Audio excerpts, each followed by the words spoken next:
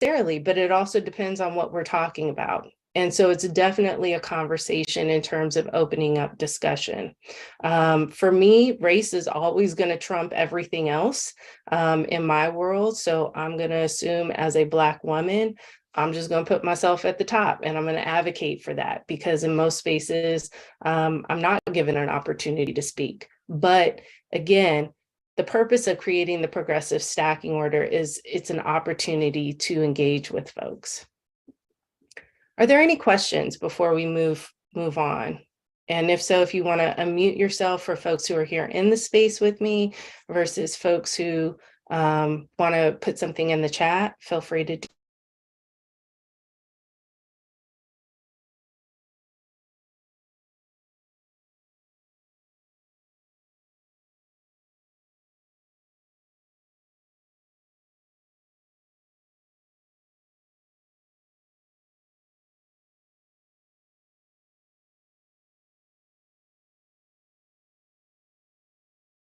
Recording in progress. LGBTQIA2S stands for lesbian, gay, bisexual, transgender, queer, intersex, asexual, two-spirit. And so if you're not familiar with this term, please, by all means, look it up. White people, that is an official term used here in the United States. We don't go by Europeans. We don't even identify country of origin. White people is a term of privilege. And so we use it here because it was used in creating our laws. So that's why we use those terms. All right. So we are going to move into our second activity called Know Your Privilege. So we created this during the pandemic a couple of years ago when we were attempting to establish a way to engage people in Portland, Oregon. We had a lot of civil unrest and protests happening at the height of the Black Lives Matter. And again, as I shared, Oregon is so racist. Jim Crow didn't come and live here. We have 2% Black people in the state. Portland, the city, the largest city here in the state, has a population of 6% Black people. So we are few, but we are supportive of one another. If we're not related to each other, we know each other. So it's kind of a town kind of vibe here. But we also have a highest rising number of white supremacy in our country is happening right here in Oregon. And so engaging white people in our work is really important.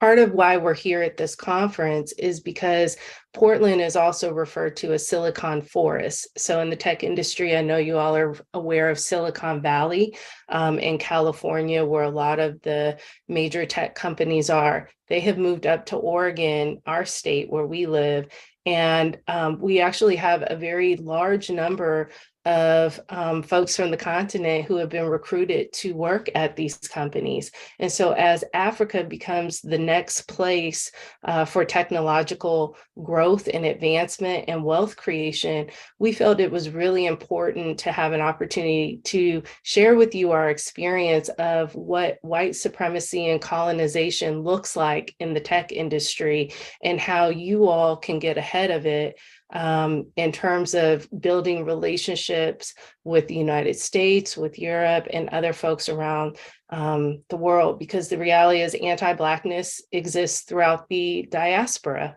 And so it's really important that not only do we make sure that people respect our values, but that we also don't duplicate white supremacist culture and colonistic values into the work that we do. So one of the ways we can have an understanding of that is by knowing our own privilege. So if you have a piece of paper available, we're going to go ahead and do this together. So we have about 13 questions. And so they are broken down in the areas of gender, sexuality, random, ability, and class. We remove race because, as I understand in Nigeria, race is not really the hugest focus of issues there. So we didn't want to waste time with that. So we're going to go ahead and jump into the first area of privilege, gender. So write down a check if you can express intense emotions without it being linked to your gender expression or identity. And if you want to go ahead and number it 1 through 13 on your paper and put either an X or a check next to it so you can kind of keep track of which ones you were able to identify with or not. That'll be important for when we tally up our results. Number 2, write down a check if people use the correct gender pronouns to refer to you, even if you have not told them your pronouns. All right, next slide. Sexuality privilege. Write down a check if you can easily find a religious community that will not exclude you for your sexuality. 2, write down a check if you can walk in public with your significant other and not have people double take or stare. Random privilege. Write down a check if you are given a day off from work or school during your major religious holidays. 2, write down a check if the language of instruction in your school or workplace is your first language. 3, write down a check if people accept your intelligence based on the way you speak or the words you choose.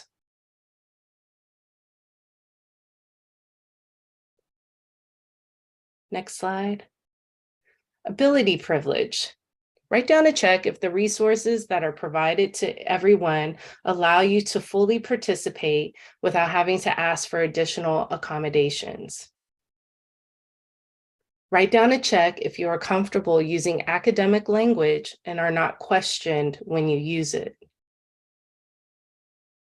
Write down a check if you can enter, exit, and move with no problems in any building you are in.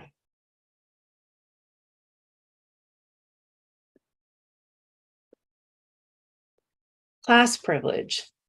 Write down a check if you can make a decision to attend a university without it being dependent on your financial aid package. Write down a check if you have the passport, time, and money to travel for pleasure. Write down a check if you have easy access to all the resources you need to complete the work that is expected of you, such as internet, a quiet space to focus, and free time.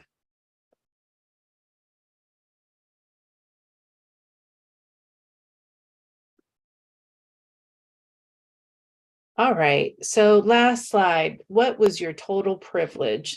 So if you had 1 to 5, anybody want to throw a hand up? Let me know here who had 1 to 5. If you answered 1 to 5 as a yes, you have pretty low privilege. If you answered 6 to 10 yeses, you have moderate privilege. If you have 10 to 13 yeses, you have high privilege.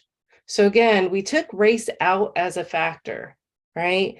But it's really significant to recognize that even though we are Black and we're living amongst the diaspora, we may have high privilege. And I know for myself, when I've done this activity in various spaces, I've done it with in the collegiate level with students, I've done it in similar trainings like this with other adults.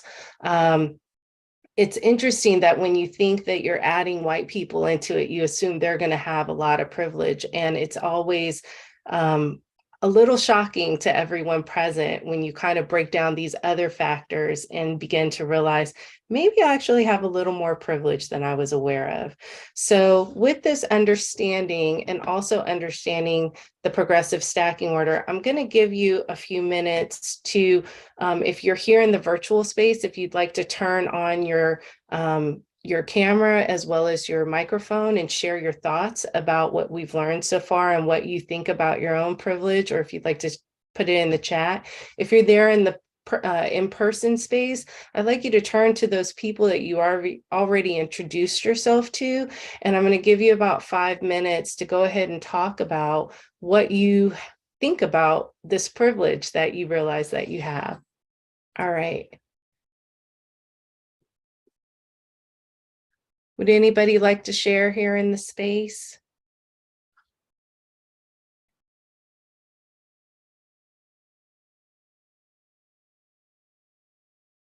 I see Miss Carolyn, Mama Donna, Ediomo, Murtala, Omotayo. Anybody interested in sharing? Trevor got 8.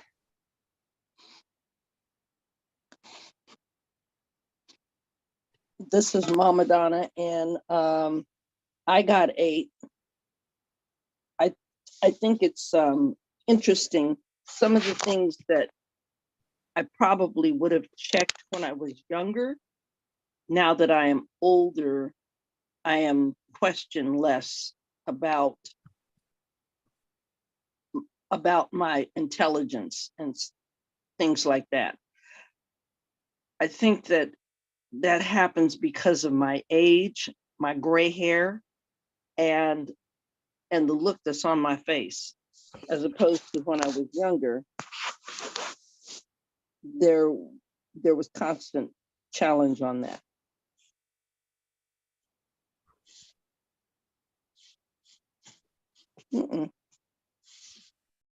Thank you for sharing. Anybody else like to share? I saw Murtala Baba had 7. Would you like to share?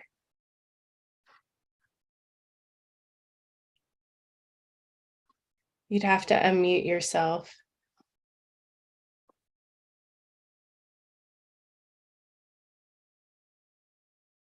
I had 8 as well. And I think what's interesting is that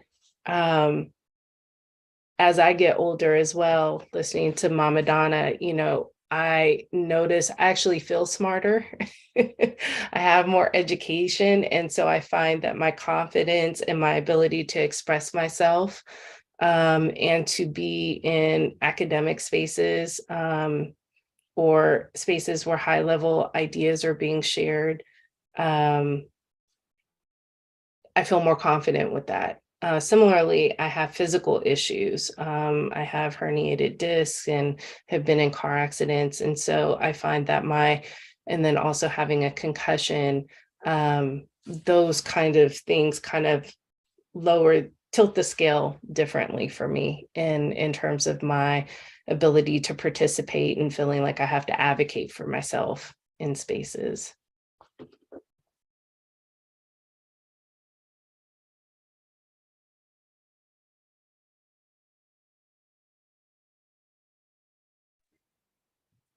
Would anybody else like to share? Is Murtala here? Hi. Yeah. So what I wanted to share is, I think for me, is sometimes I do find myself in spaces that are mostly occupied by white people, especially. I think mostly it's because of some of my hobbies. So I tend to not feel as confident as I should have. So for example, like I'm interested in, carrying in the carry community, backpacks, wallets, and what have you. And mostly you don't find people of color, or let's say Africans, having those kind of interests. And I like to hike, those type of hobbies. So when I mostly find myself in communities that are dominated by white people.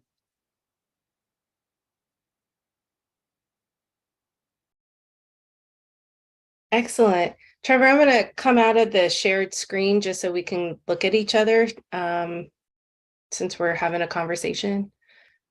Thank you. So it's interesting that you mentioned that, Murtala, because here in Oregon, we have beautiful hiking and forests. Again, we're called the Silicon Forest.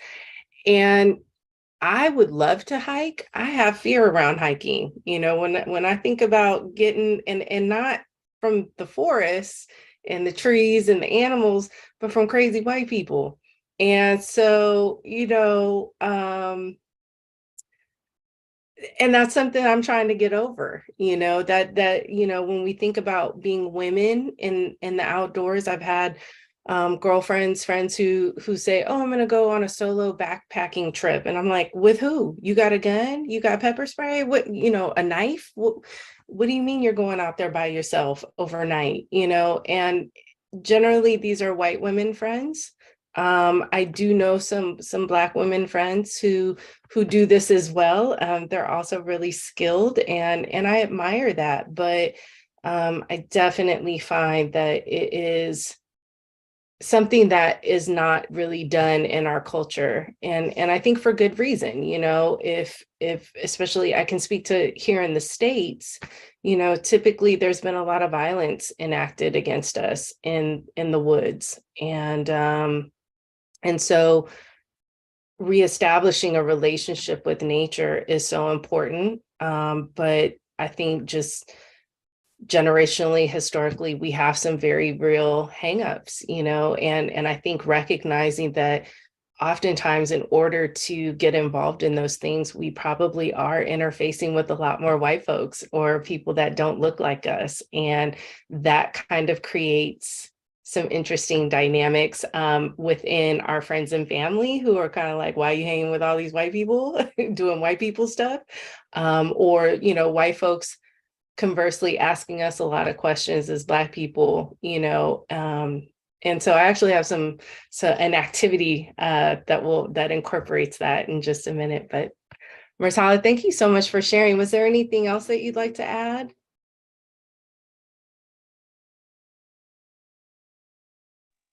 That will be all. Okay, thank you. Thank you. Toluwashe, are you at the conference? Good to see you. Yes, I am. How are things there? Great.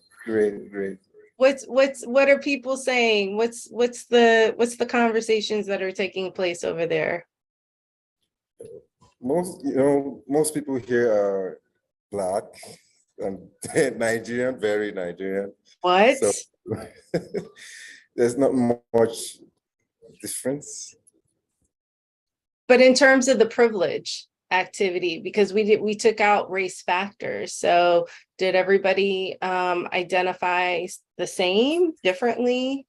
Close, very close. So high privilege, low privilege, medium privilege? Medium privilege. Okay. Yes. Awesome. Was anybody surprised?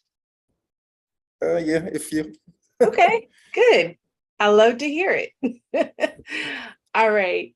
So are there any questions over there that folks may have? None yet. All right. But I'll get them across to you if there's any of them. If anybody has questions or want to hop on your screen, by all means, please encourage them to do that. We'd love to see who's over there and have a chance to interface with them. I will. So are they still discussing on that side or ready to move forward? They're ready to move forward. Great. So I have another activity. So we have identified our privilege. And so now it's an opportunity to ask ourselves, what is performative activism versus allyship? So here where we live in Portland, to give you an example of performative activism versus allyship, or we also use the term conspirator, co-conspirator. So there's levels to this thing. So performative activism would be, I'm sure everybody has seen the Black Lives Matter signs that, during 2020 protests and the murder of George Floyd that occurred here, Black Lives Matter protesting was at an all-time high. And so there was a lot of allyship being demonstrated by posting Black Lives Matter signs on your yard, in your window, on your business. Now, in a place like Portland, which is, 85+% white, having a Black Lives Matter sign in a pretty liberal, progressive city really isn't activism. because putting a sign up in your house, in front of your house or your business, really isn't creating any kind of real social, political policy changes that are creating change for Black lives. And just to take it a little step further, the majority of white folks that I see who have Black Lives Matter signs on their yard, if me and my mom, Mama Donna, were to walk past their house and say hello, they might not even speak to us. So the reality is that, you know, this ends up being kind of an issue, you know, in terms of how people show up. Allyship would look a little different, you know, so maybe you got the Black Lives Matter sign and you are engaging in your local community organizations, you're volunteering your time, you're getting involved with local organizations. A co-conspirator, which we don't have up here, but this is somebody who takes their activism a step further. So maybe in their professional spaces or their family spaces, you know, maybe conversations around race or talking about Black people comes up, and as a white person, they are speaking up and speaking out, you know, which means they are interrupting the conversations as they happen. And so that, or if it's a physical thing, 9 times out of 10, you know, white folks are not going to be physically assaulted, you know, for stepping up for Black people. I've asked a number of white folks, you know, what's the worst case scenario you think is going to happen to you? Do you think you'll be killed? Oh, no. Do you think you'll lose your job? No, probably not.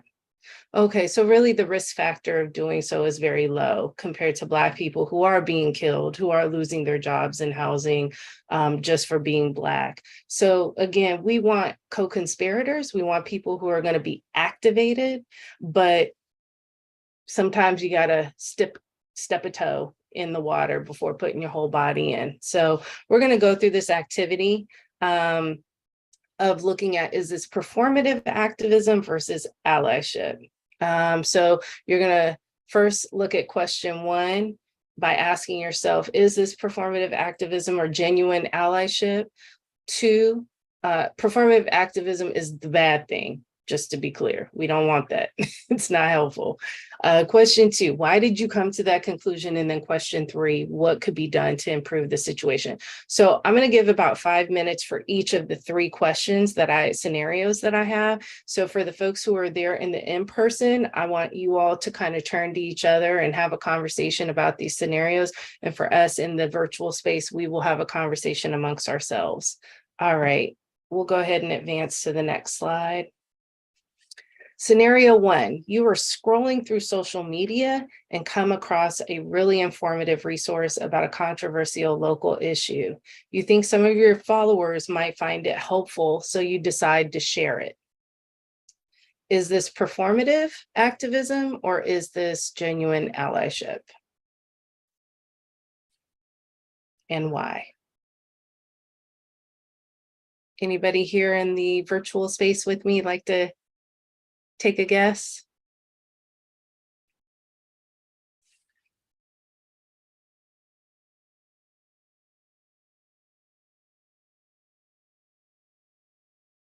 Miss Carolyn, I saw you moving your lips. You got to unmute yourself.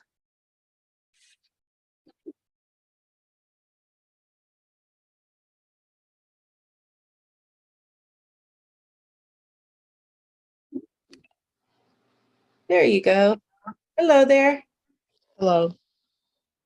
So what are your thoughts? Is it performative activism or genuine allyship?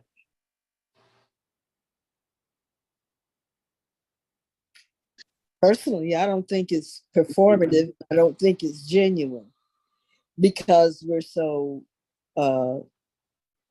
sort of distanced from connecting through if it's just scrolling down. So you don't think it's either. So do you feel like it's activism? Do you feel like it's actually a positive thing to share the resource with your followers? Okay, I'll say it can be allyship, ally. I'll say ally. Why would you say that? I say it because I don't think it's really activism. You know, I just feel like you are scrolling through social media. I don't think it to throw it to share it on, so it doesn't mean much. If that is all that you are doing, then it's performative. If you are putting some action out there, what I consider putting some skin in the game, willing to get on the front lines, then that's co-conspirator. But it's a form of allyship to do it. But if that's the only thing you're doing, then it's performative. Thank you. Thank you for sharing. Are there any other thoughts or comments or questions that folks would like to add?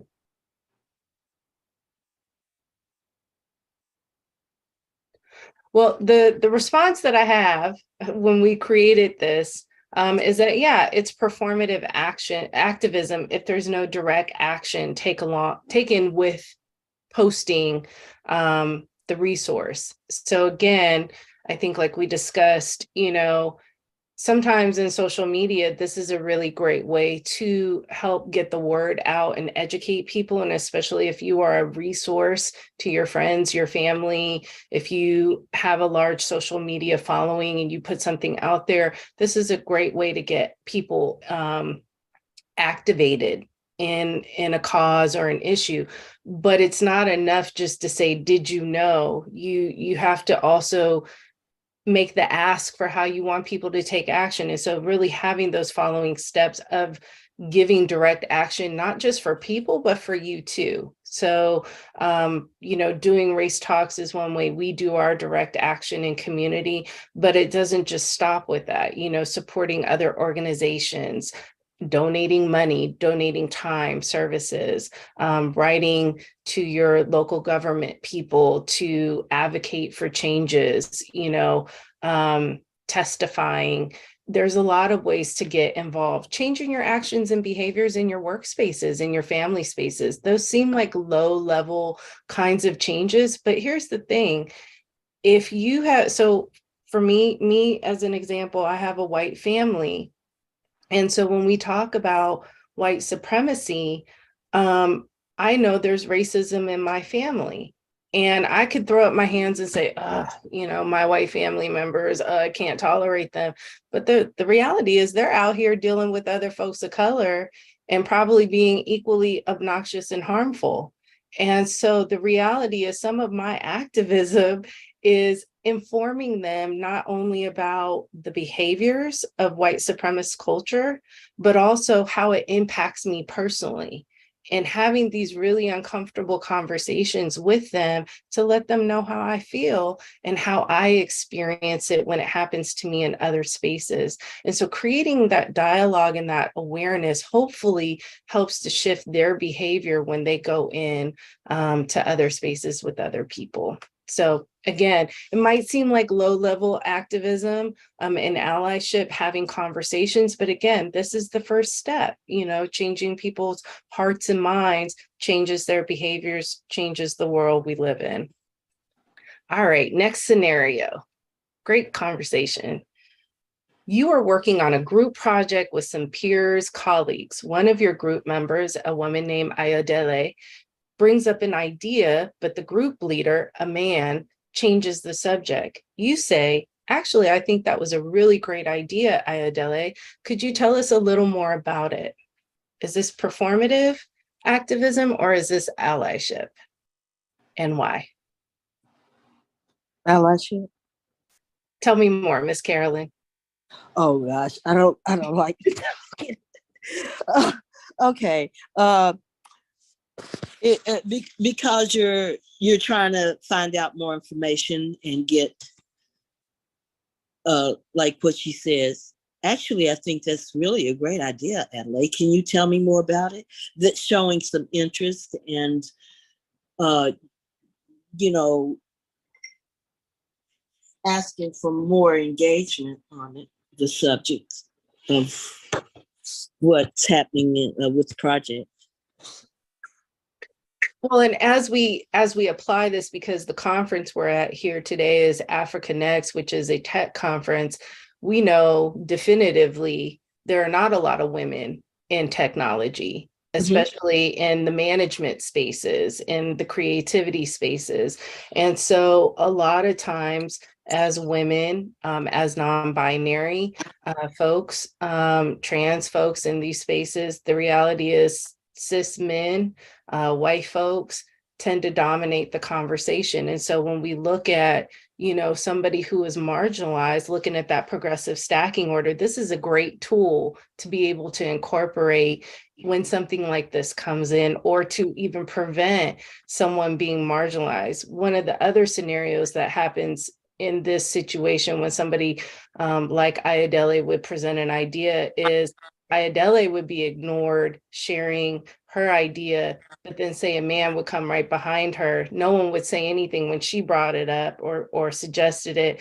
And a man, or if it's a Black person, then a white person comes right after and suggests the same idea, and all of a sudden applause and acclaim for this second person coming in who basically has just repeated what was just said by the woman or by the Black person in the space.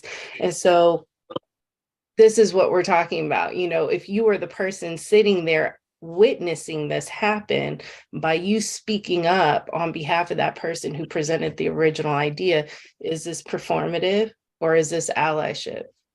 Mama Donna, I see your hand.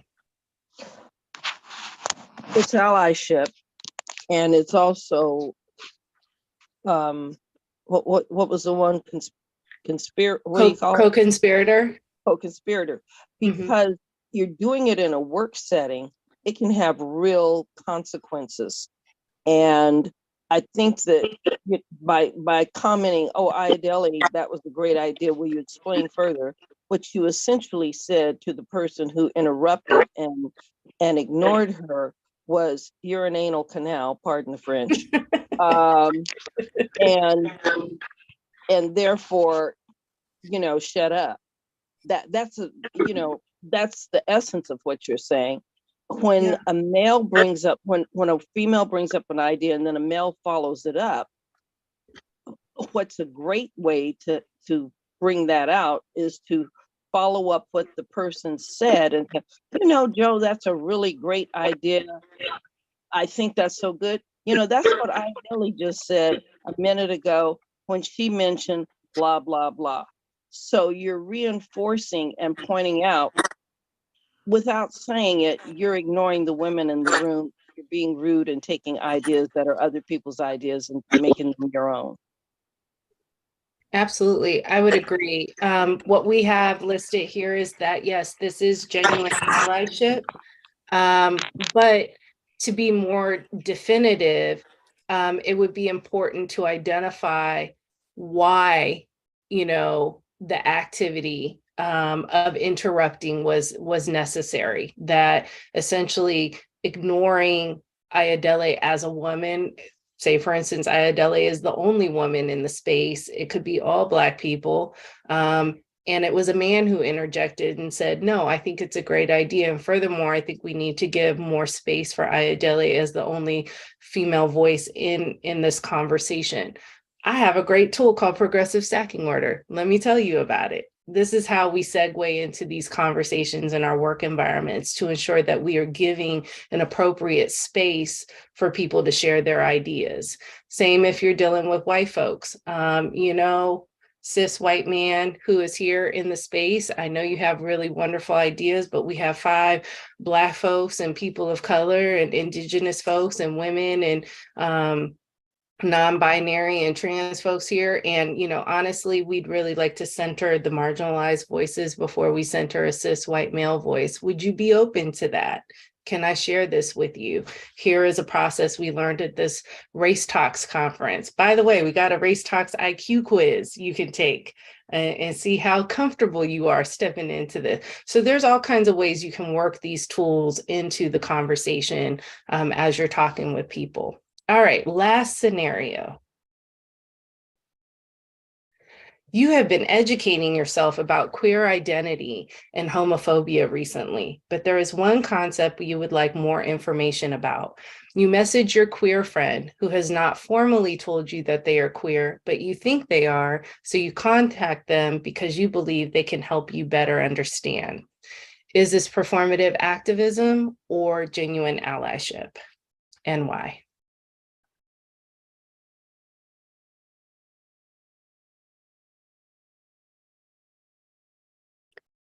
Everybody silent. So one thing I know just from, having friends from the continent and doing some folks, talking to my Nigerian folks out here, homophobia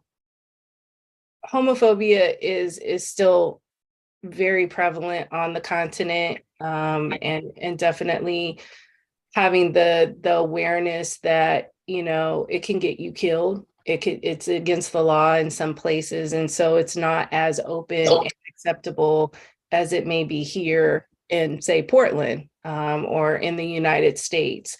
The United States as a whole is still generally homophobic, and it's an unsafe place.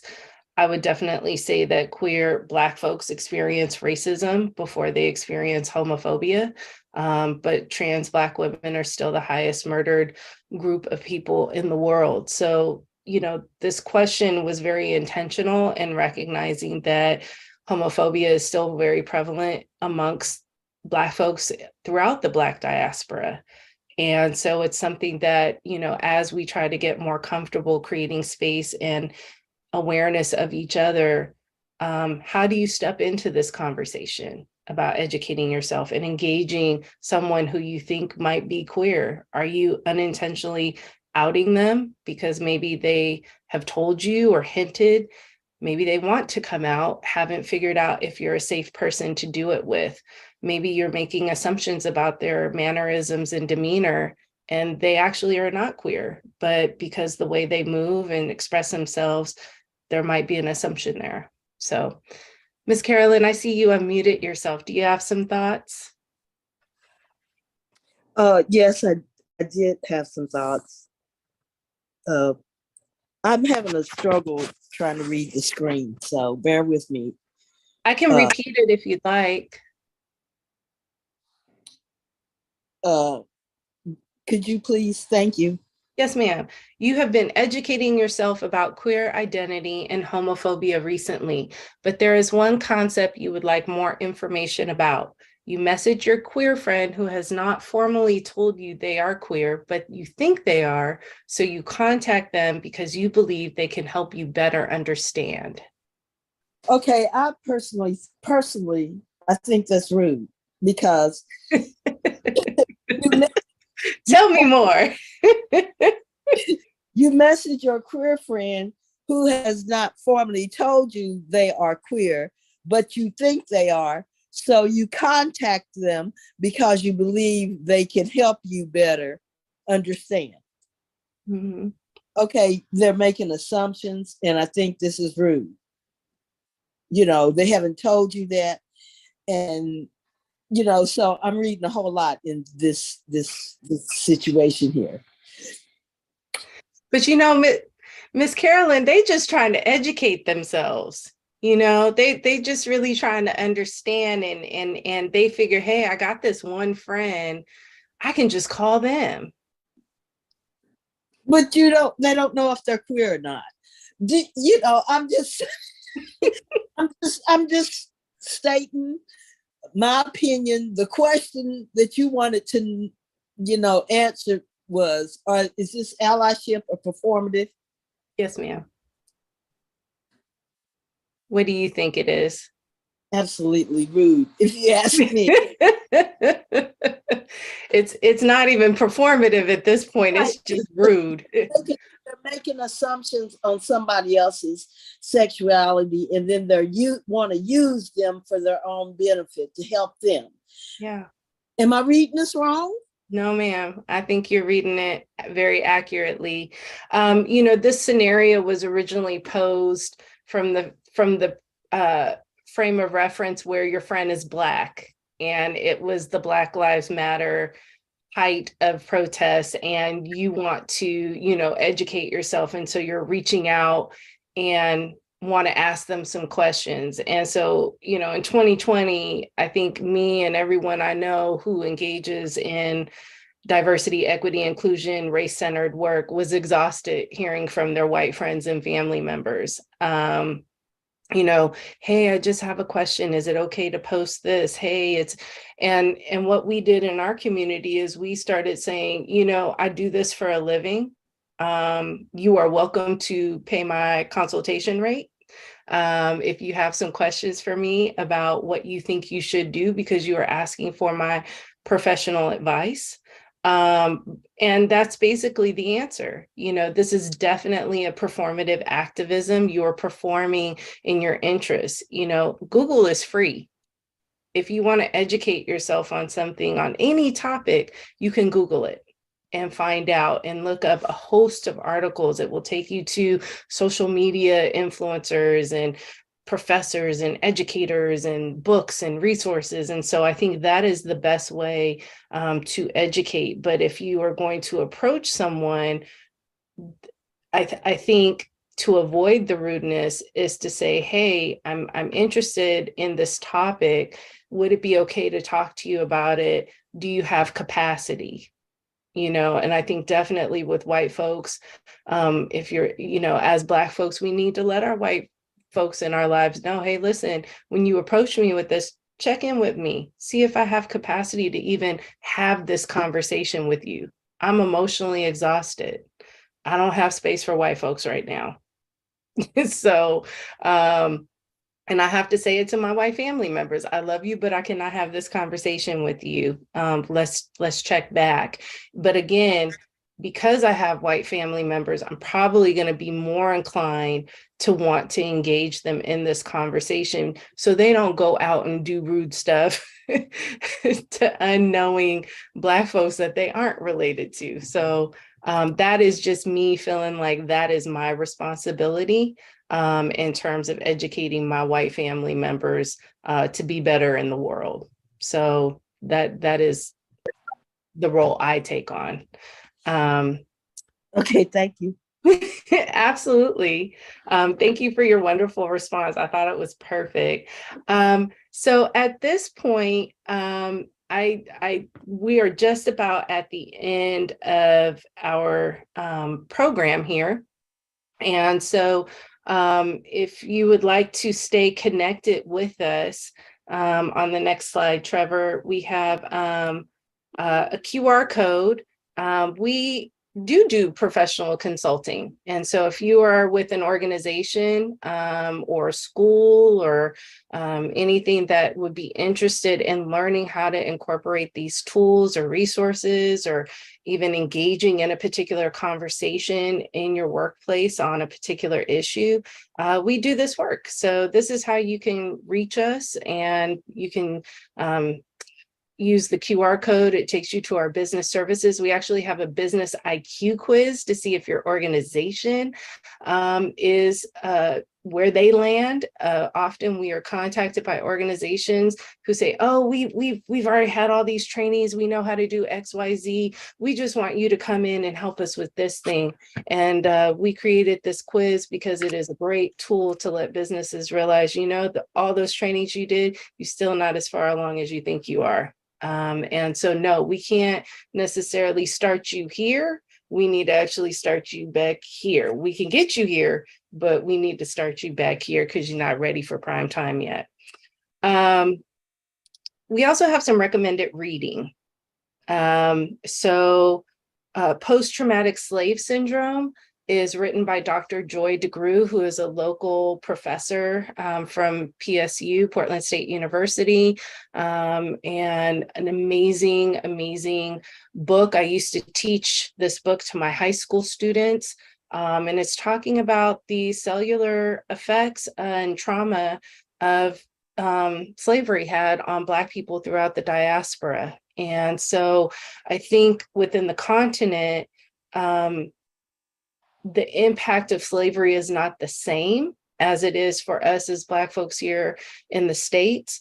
But the reality is, in making connections, especially in bridging the digital divide in the tech industry, it's important to understand that the impact isn't just to Black people. It is the colonization and the white supremacist culture that we need to have awareness as. So I think it's important for folks on the continent to understand how we step into your spaces and maybe the boundaries and the values that you need to create to kind of double down on how people come in into the continent to do business. We also have the 1619 Project by Nicole Hannah-Jones. It's also been featured as a documentary, highly recommended. Started off as a New York Times article and is now a full-fledged book. And so really talks about the history and the evolution of slavery, as well as Born on the Water, which is by author Renee Watkins, who is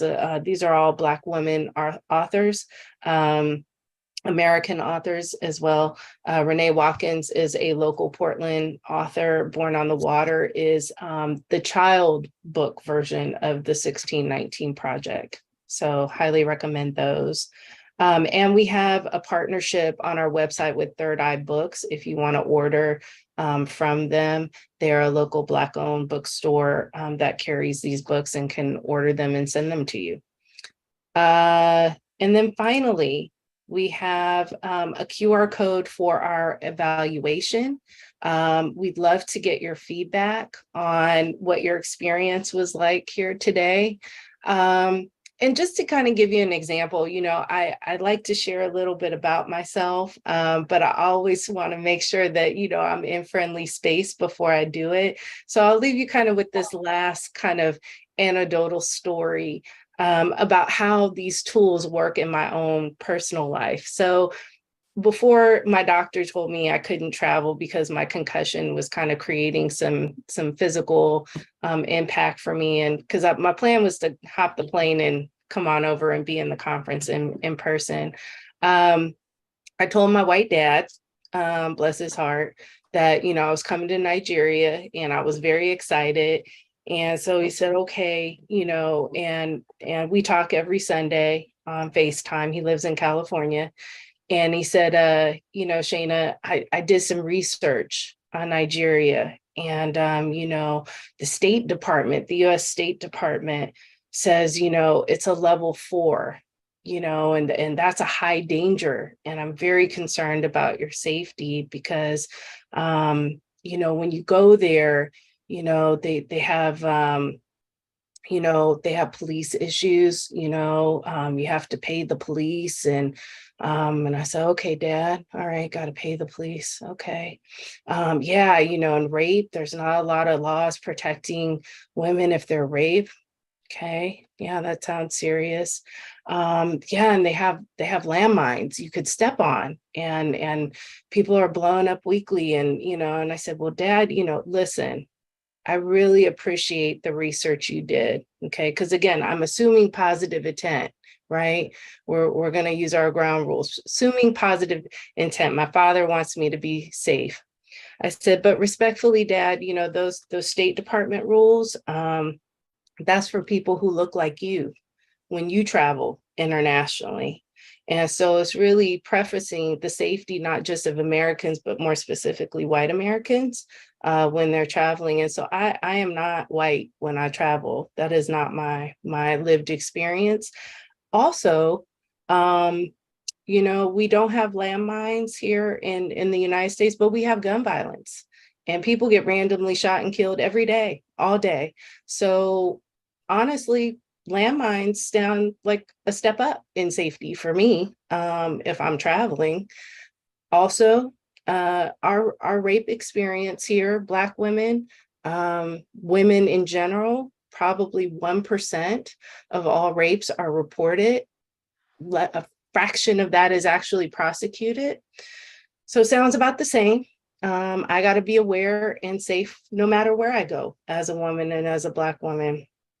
And then finally, paying the police off definitely sounds like an upgrade to my experience. I wouldn't dare call the police living here in America because they shoot and kill us. So far, everything you have told me about going to Nigeria sounds like a step up in my lived experience living here in the United States. So I'm really excited, and I get to be around Black people, and I'm so excited for that. So, he had good intention because I'm his daughter, but he has a different lived experience. And I could have been really offended in his assessment, but I chose to use it as a teachable moment and let him see it through my experience when he shared that information. And he got it. And we talked about it. So we know each other a little better in space. And so I waited to the end to share that. So I wish you luck in your conversations, and I hope you stay connected with us. Have a great day at the conference. Thank you so much, AfricaNext, for having us.